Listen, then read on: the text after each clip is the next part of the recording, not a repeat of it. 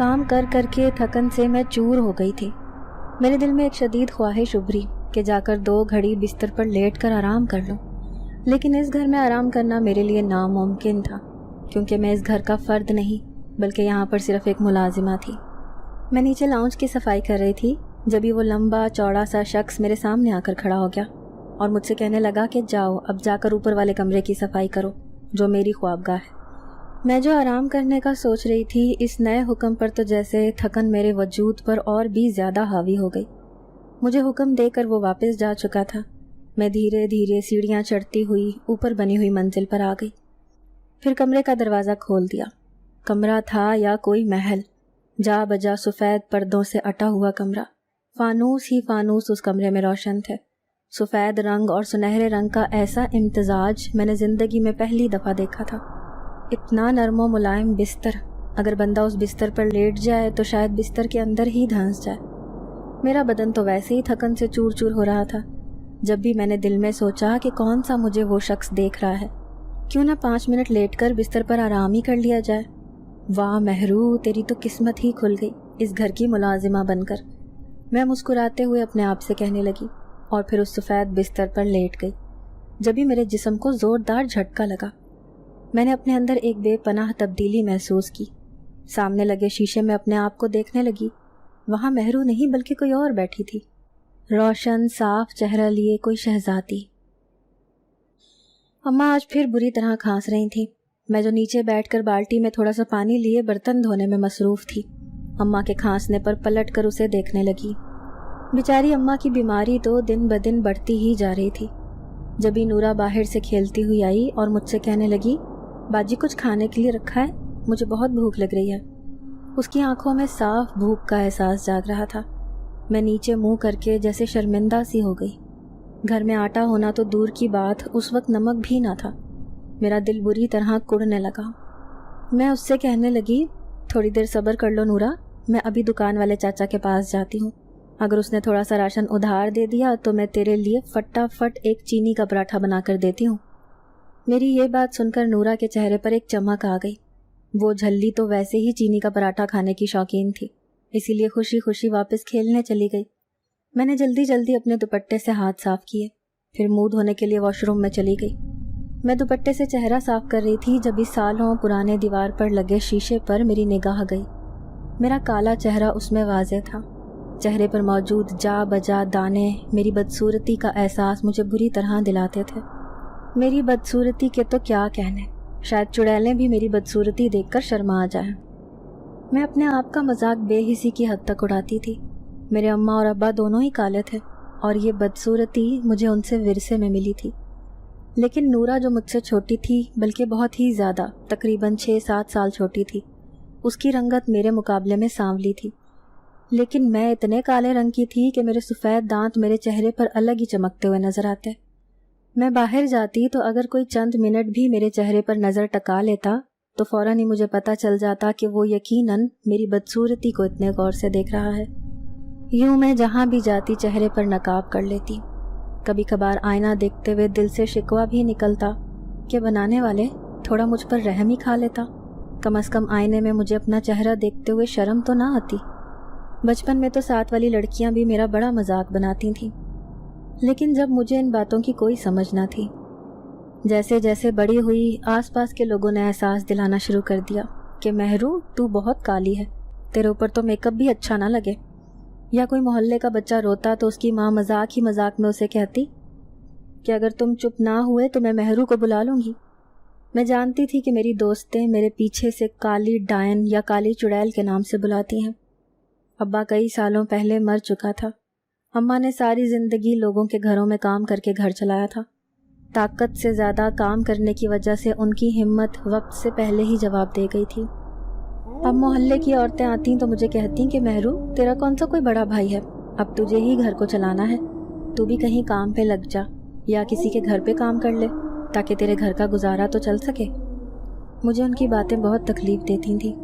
میں سوچتی تھی کہ میں کسی فیکٹری میں کام کر لوں گی، لیکن کسی کے گھر کی ملازمہ بن کے کام کرنا مجھے منظور نہ تھا۔ اسی لیے ابھی تک میں نے کہیں بھی کام نہ ڈھونڈا تھا، اور اماں کے بس میں نہیں رہا تھا کہ وہ لوگوں کے گھروں میں کام کرے۔ آہستہ آہستہ کر کے غربت نے اتنی مضبوطی سے اپنے پنجے ہمارے گھر میں گاڑے کہ گھر میں آج نمک تک موجود نہ تھا۔ پھر میں نے اپنی بڑی سی کالی چادر اوڑھی اور سوچا کہ کریانے کی دکان والے چاچا سے تھوڑا سا راشن ادھار لے آتی ہوں۔ یہی سوچ کے میرے قدم اس دکان کی طرف اٹھ گئے۔ شکر تھا کہ دکان پر کوئی آدمی موجود نہ تھا، صرف چاچا ہی بیٹھا تھا۔ پھر میں چاچا کے پاس گئی اور اسے کہنے لگی کہ چاچا، مجھے تھوڑا سا راشن چاہیے ادھار میں، اگر آپ دے دیں گے تو آپ کی مہربانی ہوگی۔ میری بات سن کر وہ دکان والا چاچا مجھے گھورنے لگا اور بولا، پہلے ہی میری دکان نہیں چل رہی، اوپر سے تو روز روز ادھار راشن لینے آ جاتی ہے۔ پہلے والے پیسے کون سا تیری ماں نے چکائے ہیں؟ تم دونوں ماں بیٹی کا تو لگتا ہے میری دکان کو خالی کرنے کا ارادہ ہے۔ وہ مجھے باتیں سنانے لگا، لیکن مجھے اس کی باتوں سے کوئی غرض نہ تھا۔ مجھے اپنی بہن کا پیٹ بھرنا تھا، اسی لیے میں اس کی باتیں سننے پر مجبور تھی۔ پھر میں چاچا کو کہنے لگی کہ ابھی تھوڑا سا راشن دے دو چاچا، میں وعدہ کرتی ہوں میں آپ کے پیسے جلدی دے دوں گی۔ وہ برے برے منہ بنانے لگا، لیکن شکر تھا کہ وہ مجھے راشن دینے پر راضی تھا۔ جلدی جلدی راشن اٹھا کر میں گھر آ گئی۔ تھوڑا تھا، لیکن یہ تھا کہ ہمارا ایک ہفتہ گزر ہی جاتا۔ جلدی جلدی نورا کو روٹی بنا کر دی اور اماں کے لیے بھی ایک پتلی سی روٹی بنا کر رکھ دی۔ تبھی برابر والی خالہ کلثوم چلی گئیں۔ وہ اماں کو دیکھنے لگیں جن کی حالت دن بدن خراب ہوتی جا رہی تھی۔ پھر مجھے کہنے لگی، مہرو تیری ماں کی حالت کتنی خراب ہو رہی ہے، اسے تو دوائیوں کی ضرورت ہے۔ ان کی بات سن کر میں نے شرمندگی سے سر جھکا لیا۔ پھر میں خالہ کلثوم سے کہنے لگی، خالہ گھر میں 1 روپیہ نہیں ہے، میں کیسے اماں کو ڈاکٹر کے پاس لے کر جاؤں؟ تو خالہ کلثوم مجھ سے کہنے لگیں کہ دیکھ، جب بھی تجھے سمجھاتی ہوں کہ کہیں محنت مزدوری کر لے، کسی کے برتن مانجھ لے تاکہ تیرے ہاتھ میں 4 پیسے آئیں، اب تو نے ہی گھر کو چلانا ہے۔ میں چپ تھی کیونکہ اس کے سوا میرے پاس اب کوئی راستہ نہ بچا تھا۔ پھر میں خالہ کو کہنے لگی کہ خالہ کل میں آپ کے ساتھ چلوں گی، آپ مجھے کسی کے گھر پر کام دلوا دینا۔ خالہ نے اس بات میں سر ہلا دیا۔ دوسرے دن میں خالہ کے ساتھ کام ڈھونڈنے نکلی۔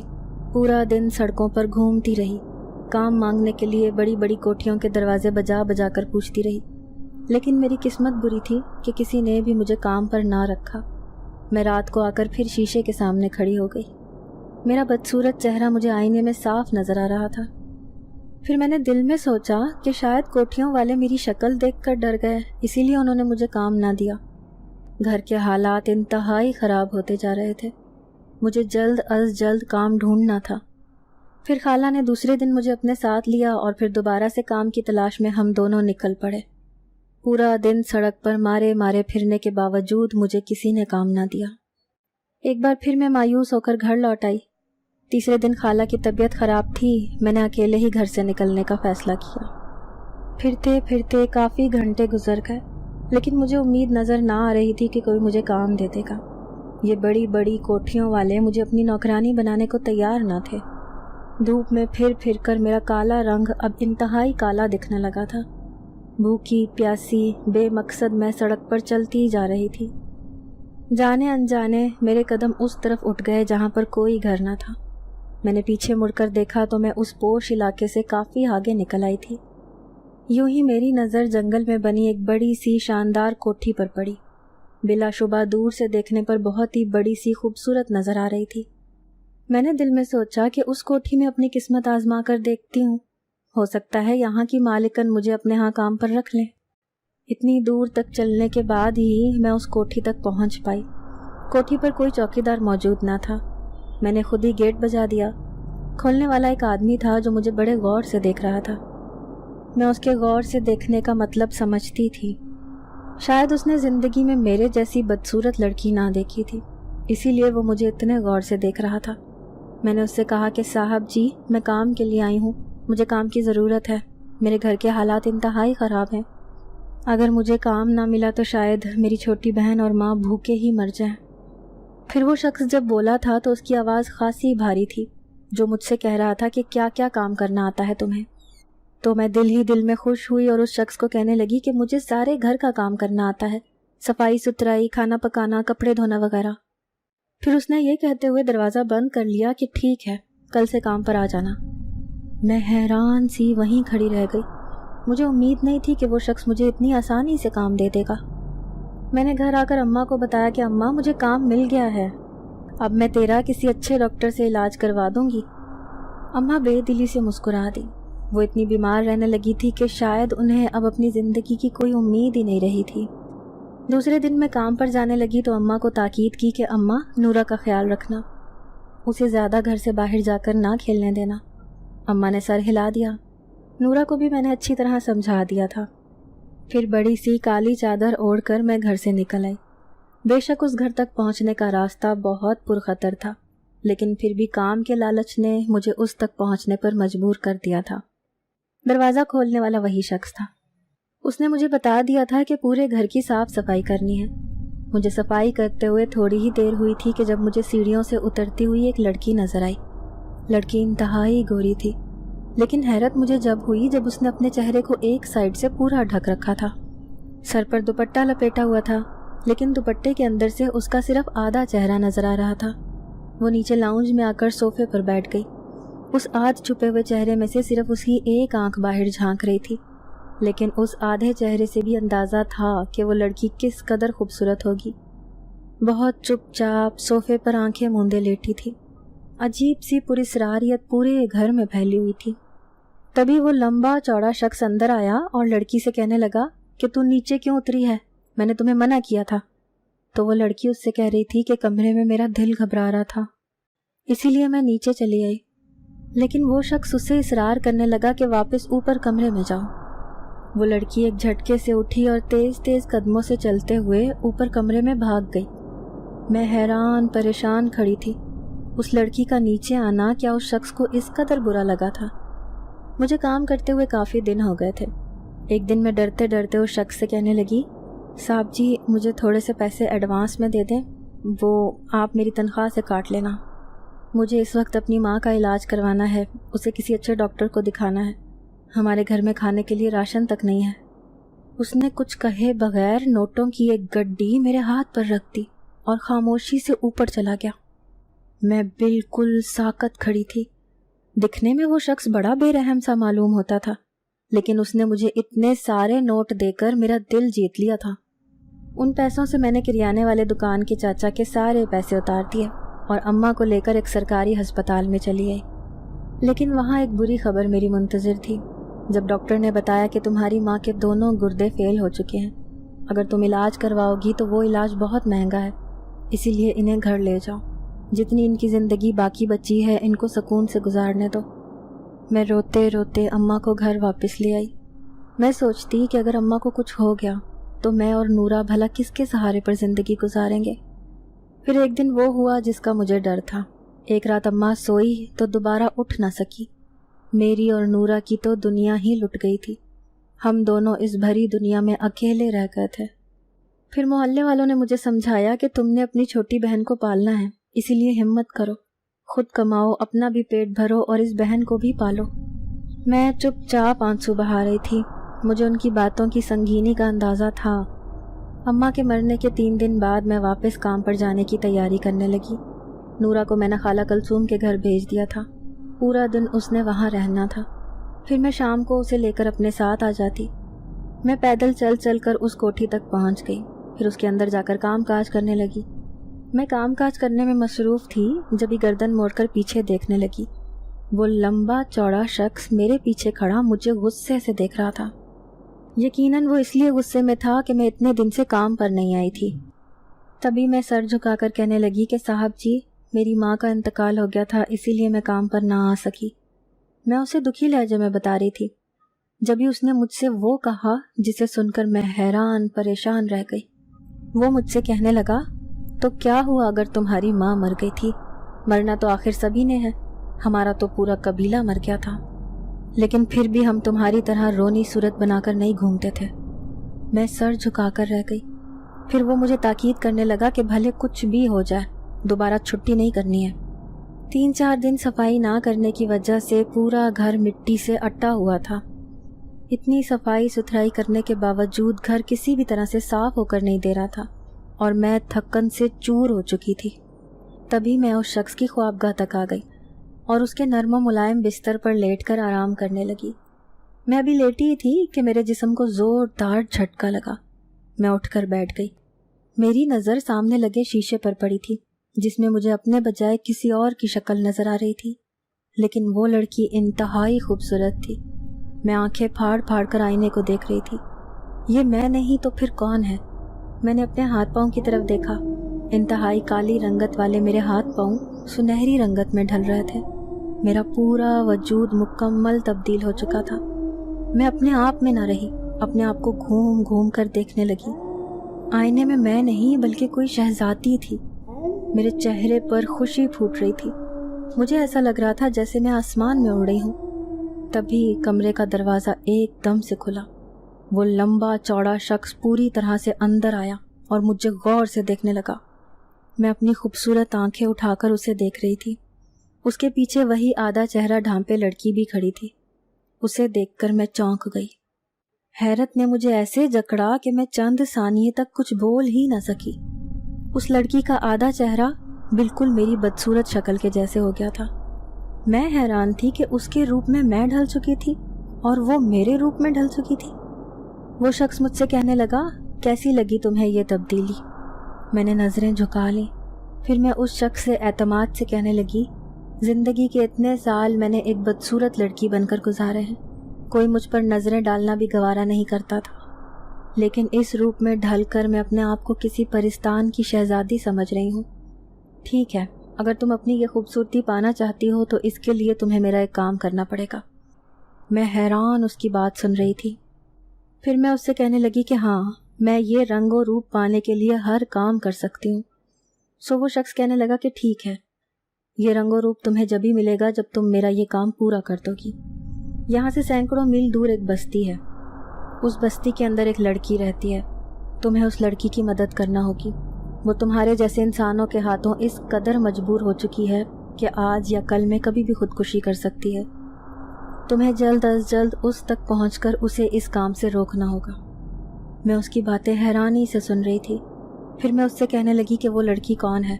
आखिर मैं ही उसकी मदद क्यों कर सकती हूँ? तुम उसकी मदद इसलिए कर सकती हो क्योंकि तुम इंसान हो, जबकि हम जिनजात हैं। और जिनजात भले ही कितने ताकतवर क्यों ना हो, लेकिन बाज़ ऐसे काम होते हैं जो सिर्फ इंसान ही कर सकते हैं।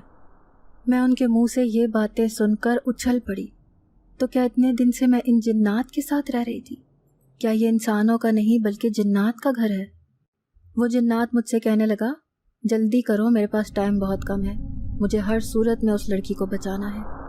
फिर मैं उसकी हिदायत पाकर जल्दी जल्दी घर से निकली और जंगल की तरफ जाने लगी।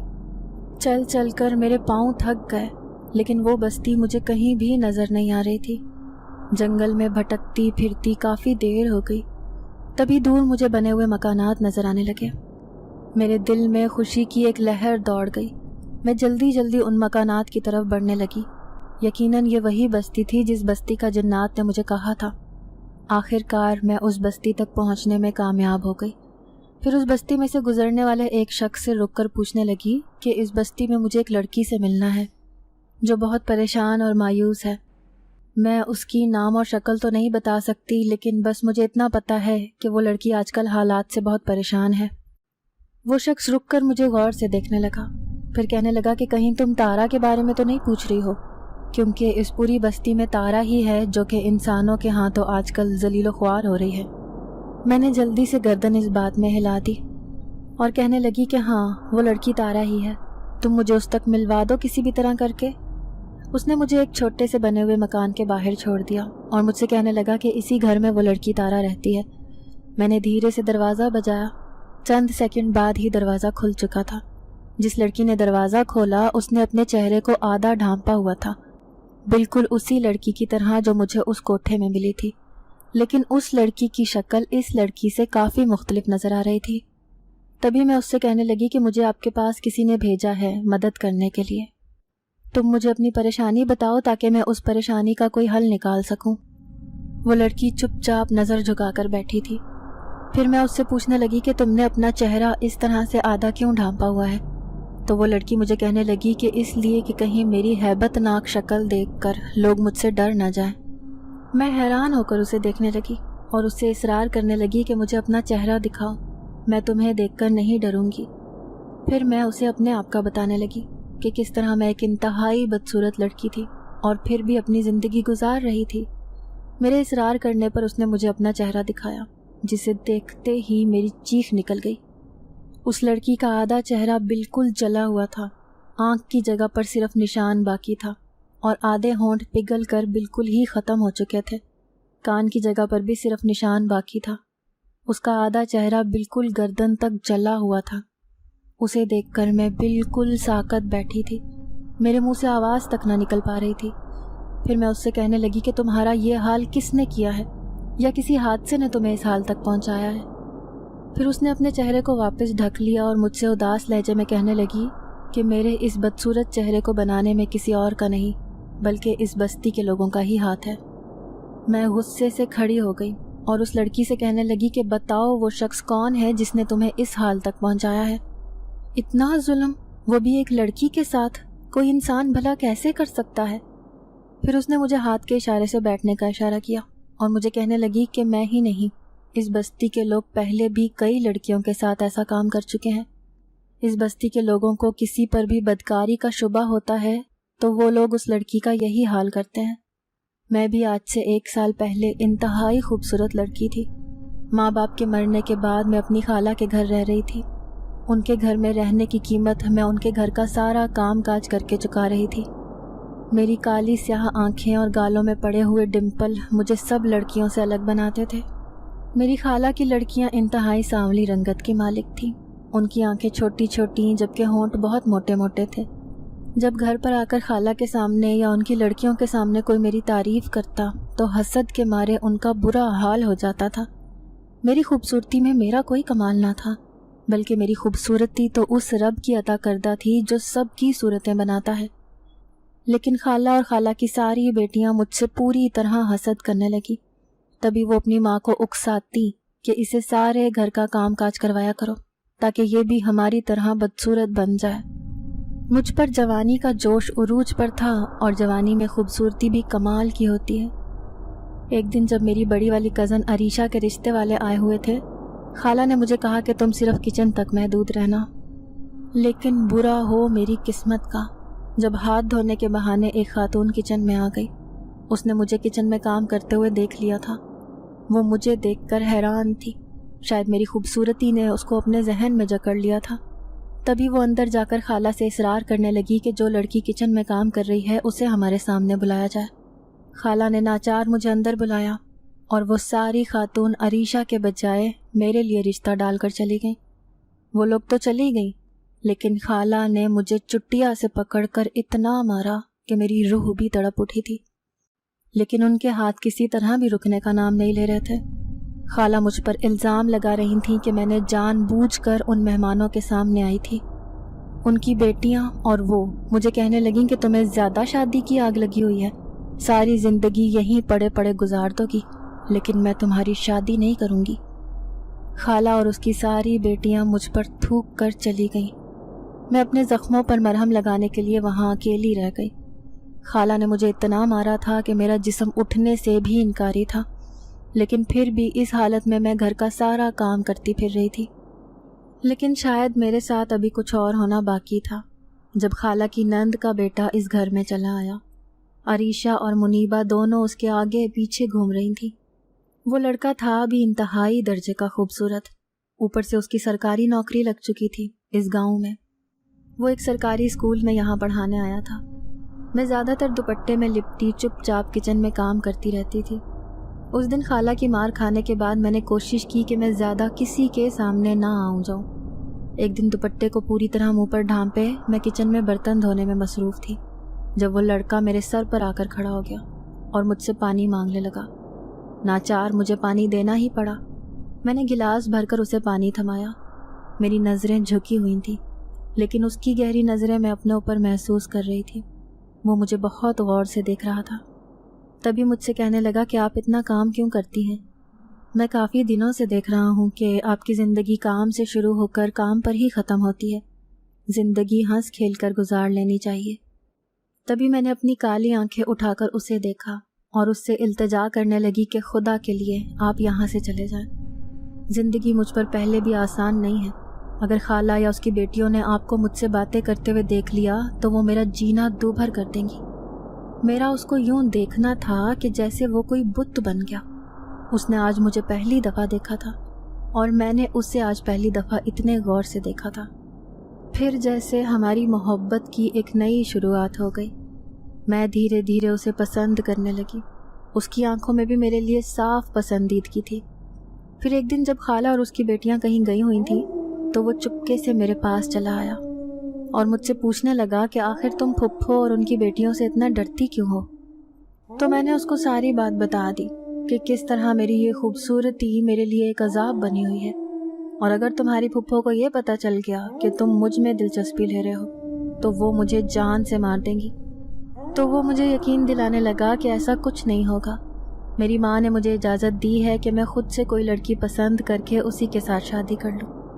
مجھے ایسے لگتا ہے کہ زندگی میں مجھے تمہارے جیسے ہم سفر کی ضرورت تھی، اس لیے میں جیسے ہی گھر جاؤں گا تو امی سے کہوں گا کہ تمہارے لیے وہ میرا رشتہ لے کر آئیں۔ مجھے اس کی باتیں کسی اور ہی دنیا کی سیر کرا رہی تھیں۔ میں دل ہی دل میں خوش ہونے لگی کہ احمد سے شادی کے بعد مجھے خالہ اور اس کی بیٹیوں کے عذاب سے ہمیشہ ہمیشہ کے لیے جان چھٹ جائے گی۔ اب میں بڑی خوش رہنے لگی، لیکن میری یہ خوشی عارضی ثابت ہوئی۔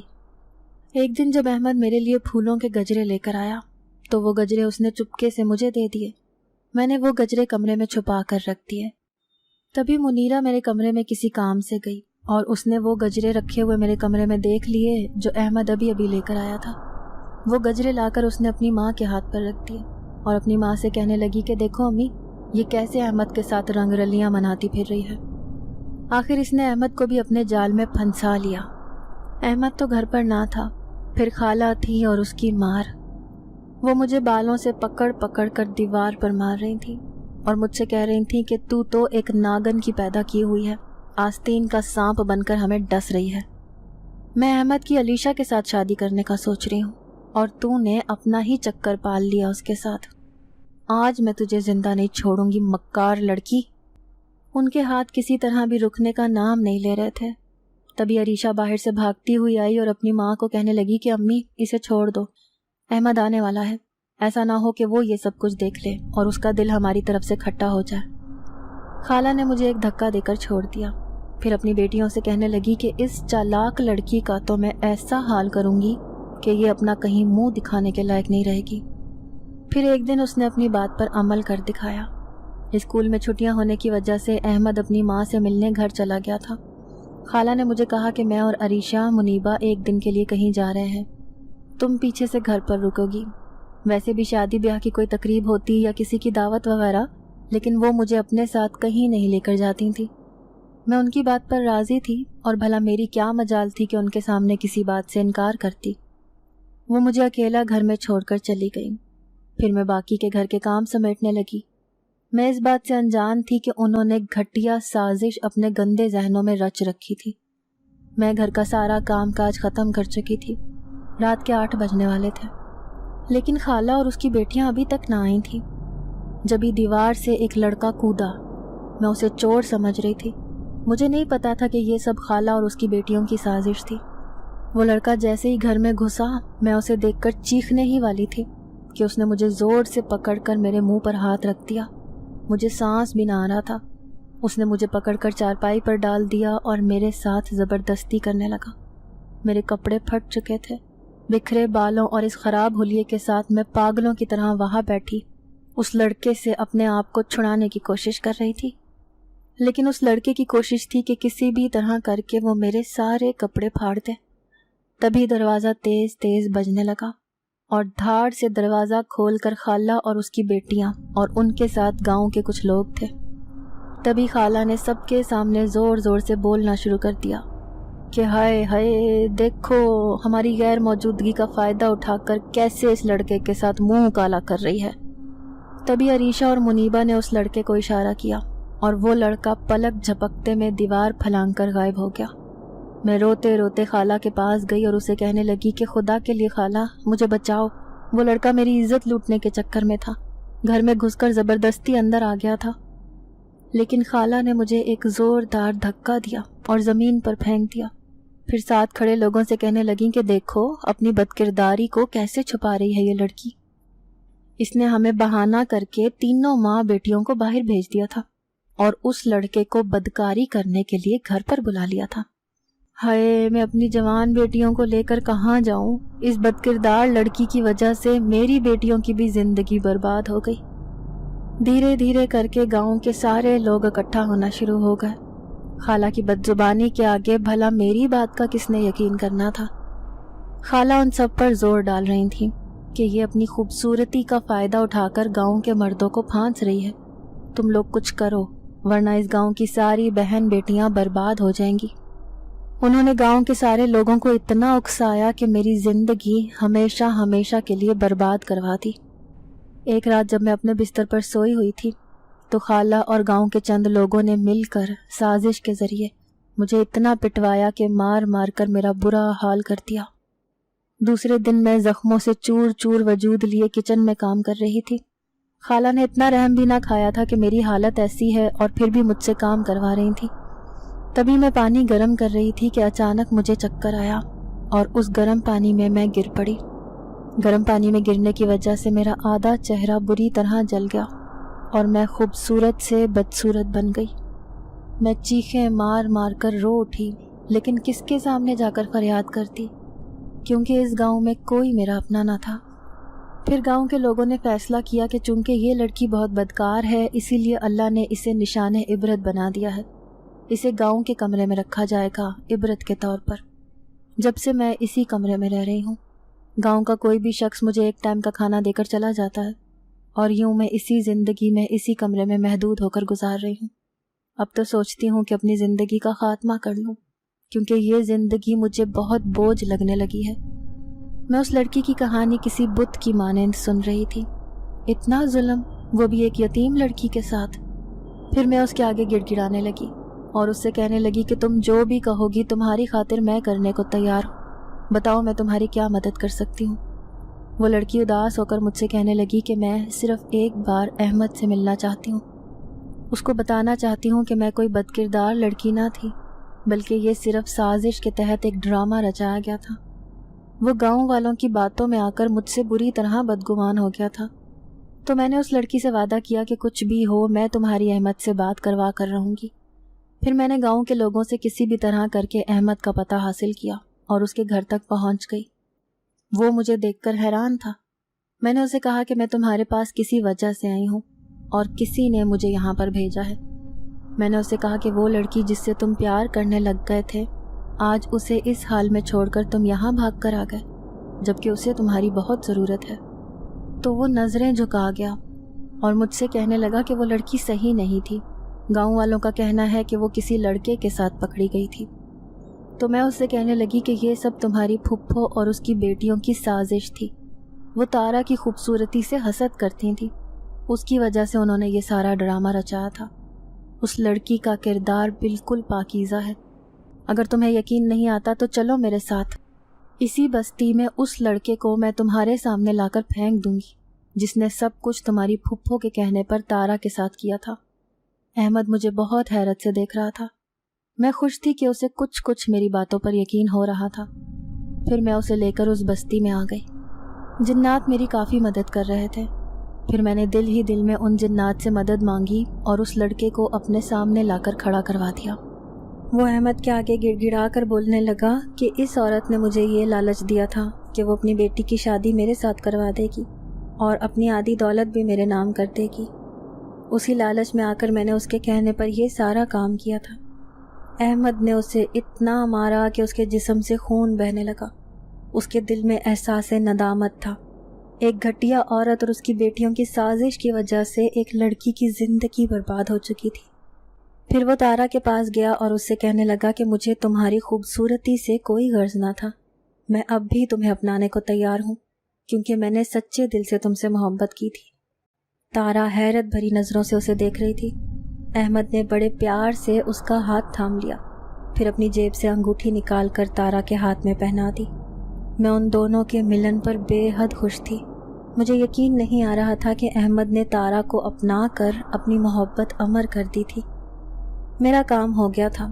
اب مجھے جلد از جلد اسی کوٹھی کی طرف جانا تھا، اپنا یہ روپ ہمیشہ ہمیشہ کے لیے پانا تھا۔ میں تیز تیز قدموں سے چلتی ہوئی اپنی منزل کی جانب بڑھنے لگی۔ جب میں کوٹھی میں پہنچی تو اس کوٹھی میں وہ شخص موجود تھا، لیکن لڑکی غائب تھی۔ تو میں اس شخص سے کہنے لگی کہ میں نے تمہارا کام کر دیا ہے، اب تم بھی اپنے وعدے کے مطابق ہمیشہ ہمیشہ کے لیے مجھے خوبصورت لڑکی میں ڈھال دو، میں اپنی بدصورتی سے بہت تنگ ہوں۔ تو وہ مجھے کہنے لگا کہ تم کس قدر نادان لڑکی ہو، میں نے صرف نصیحت کے طور پر تمہیں تارا کا حال بتایا تھا کہ وہ اپنی خوبصورتی کی وجہ سے اپنی زندگی کو کس قدر عذاب میں گرفتار کر چکی تھی، اور تم اب بھی اس خوبصورتی کو پانا چاہتی ہو۔ سوچ لو، سمجھ لو۔ اس کی باتیں واقعی قابل غور تھیں۔ میں نے یہ سوچا ہی نہیں تھا کہ تارا نے اپنی خوبصورتی کی وجہ سے کس قدر عذاب میں گرفتار ہو گئی تھی، اور کل کلاں کو لوگوں نے میرے ساتھ بھی یہی حال کرنا تھا۔ نہیں، مجھے یہ خوبصورتی نہیں چاہیے۔ یہ رنگ و روپ ایک عذاب کی طرح ہوتا ہے جو لوگوں کو کبھی بھی اپنی زندگی نہیں جینے دیتا۔ پھر میں نے اس جنات سے کہا کہ تم نے تارا کے ساتھ تو بہت اچھا کر دیا اور احمد کے ساتھ اس کی زندگی سیٹ ہو گئی، لیکن اس کی خالہ اور اس کی بیٹیوں کو بھی تو آخری سبق ملنا چاہیے تھا۔ انہوں نے تارا کے ساتھ کیا کیا نہیں کیا۔ تو وہ میری بات سن کر مسکرانے لگا اور کہنے لگا کہ خالہ اور اس کی بیٹیوں کو دنیا میں ہی سزا مل گئی تھی۔ شاید تم نے اس کہانی کے اس پہلو پر غور نہیں کیا۔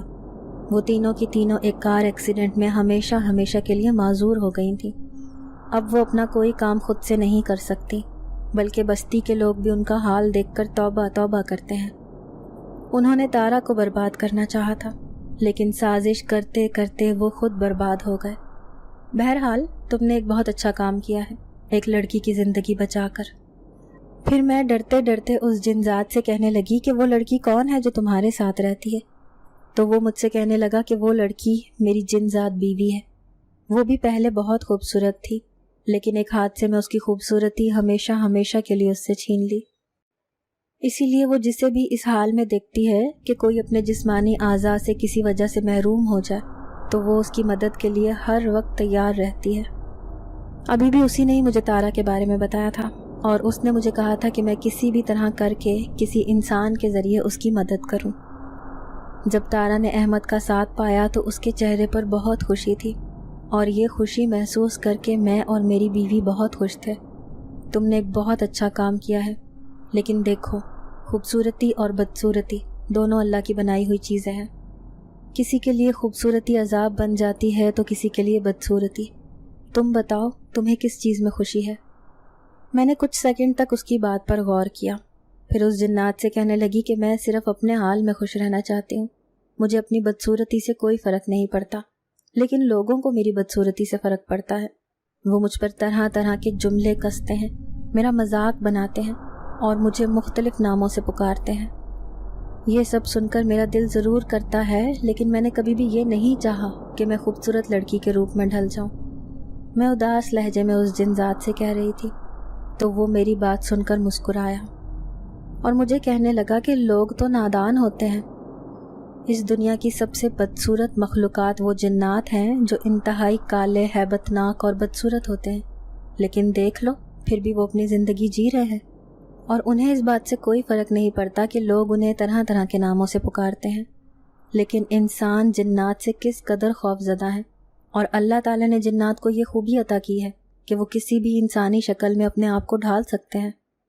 اسی لیے تم بھی اپنی بنائی ہوئی صورت پر اس رب کا شکر ادا کرو، بجائے اس کے کہ تم اپنی بدصورتی کو خوبصورتی میں ڈھالو۔ اپنے دل کو اتنا خوبصورت بناؤ اور لوگوں کی اسی طرح سے مدد کرتی رہو۔ میرا تم سے وعدہ ہے کہ آج کے بعد تمہیں زندگی میں مالی پریشانی کبھی نہیں ہوگی۔ تم نے ہمارے کہنے پر اتنا بڑا کام کیا ہے، اس لڑکی کے دکھ درد کو اپنے دل سے محسوس کیا ہے، اسی لیے یہ تمہارا انعام ہے۔ جنات نے یہ کہتے ہوئے چھوٹا سا بیگ میرے ہاتھ میں تھمایا۔ اس بیگ میں اتنی مال و دولت ہے کہ تمہاری اور تمہاری چھوٹی بہن کی زندگی ہمیشہ ہمیشہ کے لیے عیش میں گزرے گی۔ جاؤ اور جا کر اس کا صحیح استعمال کرنا، کیونکہ یہ ہماری طرف سے تمہارے لیے دیا ہوا ایک چھوٹا سا تحفہ ہے۔ آج کے بعد اس جنگل میں تمہیں دکھائی نہیں دوں گا، اور نہ ہی میری بیوی، کیونکہ اب ہمیں کہیں اور جانا ہے، کسی اور انسان کی مدد کرنے کے لیے۔ یہ کہتے ہی وہ دونوں میری نظروں سے غائب ہو گئے۔ میں نے اپنے وجود کی طرف دیکھا تو میں پہلے والی بدصورت مہرو کے روپ میں ڈھل چکی تھی، لیکن مجھے اپنی یہ بدصورتی آج بدصورتی نہیں لگ رہی تھی۔ میں اس سے بے پناہ خوش تھی اور سوچتی تھی کہ ہر چیز کا فائدہ اور نقصان ہوتا ہے۔